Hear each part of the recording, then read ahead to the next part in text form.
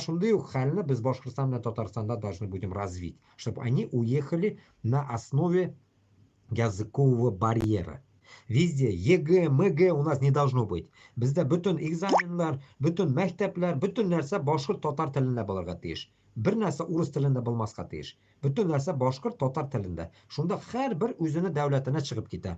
Marida chiqib ketadi o'shamasa. Если он не захочет Мари учить наш татар tilini или boshqa tilini, u chiqib ketadi Marielga. Shu Pashqarga chiqib ketadi. Farqi yo'q. Xohlagan yeriga ketaveradi. O'sha ketgan odamlarni o'rnini biz возместим, Alloh bersa, деторождаемостью, приездами наших туганларны Qozog'iston, Qirg'iziston, O'zbekiston, Tojikiston kelasiz, bir-birimiz mana degan yashaymiz. Aybat bo'ladi butun bir. Просто bizni ustimizda mana shu o'ris quli turgani uchun biz rus